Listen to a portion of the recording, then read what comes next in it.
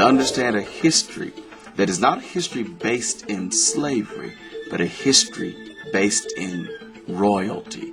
Human civilization started in Africa. Some of the first architectural systems, some of the first engineering systems, some of the first governmental systems. After visiting Egypt, white scholar Count Constantine Duvalny wrote, "Just think, the race of black men today, our slave and object of our scorn, is the very race to which we owe our arts, sciences, and even the use of speech." In order to justify the economic drive of the slave trade, there had to be the denigration of black people. And so people began to see these sculptures of people with clear Afroid features. It was just incontrovertible. The facts, the reality that black people had designed this civilization. Ignore.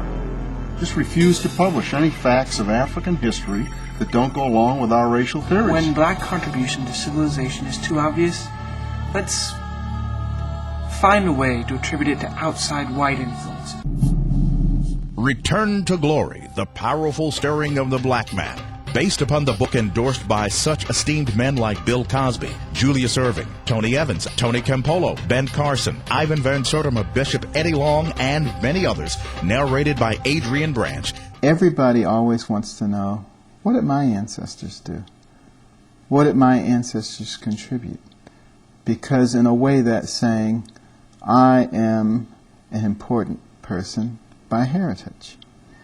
But when that heritage isn't known, then obviously a huge portion of your self-image goes down the drain.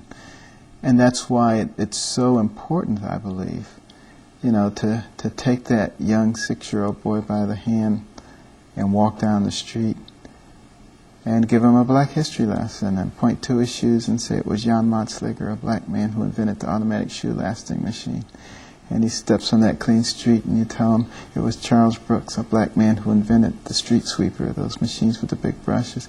And down that street comes one of those big refrigerated tractor trailer trucks and you tell him it was Frederick Jones, a black man who invented the refrigeration system for trucks later adopted for airplanes, boats, and trains. And it comes to a stop at the red light and you tell him it was Garrett Morgan, a black man who invented the traffic signal. And you can tell how he also invented the gas mask that saved lots of lives during the war.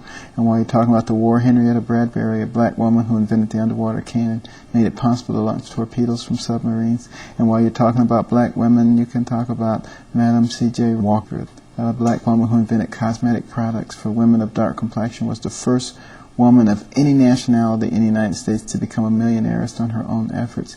And you'll walk past the hospital and you can talk about Charles Drew and his contributions to blood banking, the understanding of blood plasma. Daniel Hale Williams, the first successful open heart surgery in the world, at an operative mortality rate of only 1.5%. You can talk about Lewis Latimer, who was the right-hand man of Thomas Edison, a black man, who came up with the filament that made the light bulb work for more than 2 or 3 days, who invented the electric lamp, who did pioneering work in incandescent and fluorescent lighting, who diagrammed the telephone for Alexander Graham Bell. Tremendous inventor in his own right. Almost no one knows of him. You can walk across the railroad tracks and talk about Andrew Beard, the automatic railroad car coupler, which spurred on the Industrial Revolution, or Elijah McCoy, automatic lubrication system for locomotive engines. And he had so many great inventions, people would say, is that a McCoy? Is that the real McCoy? Which is where the term comes from. One of the greatest inventors in the history of man. And people don't know that he was a black man.